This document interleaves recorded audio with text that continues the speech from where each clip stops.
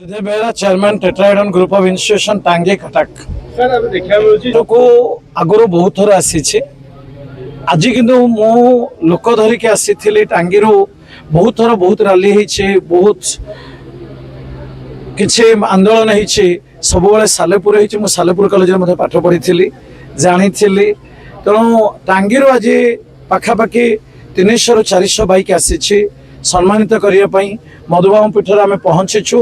आम आज उत्कल दिवस आम दृढ़ भाव कहवाई चाहूँ दुईटा दाबी आम रखुचु आमर प्रथम दाबी हूँ मधुबाबू को भारत रत्न दि जाऊ द्वितीय दाबी हूँ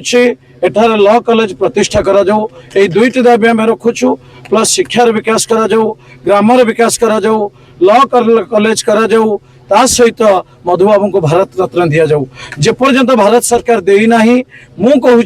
आम ए आंदोलन ए संग्राम जारी रखिबू मधुप्रेमी टांगी चौद्वार ए सालेपुर ए आंदोलन आम जारी रखिबू निश्चित भाव जेपर्यंत मधुबाबू को भारत रत्न न दिखाई आ मधुबाबू ग्राम जेपर्यंत लॉ यूनिवर्सिटी लॉ कॉलेज प्रतिष्ठा न आम आंदोलन जारी रखिबू। धन्यवाद।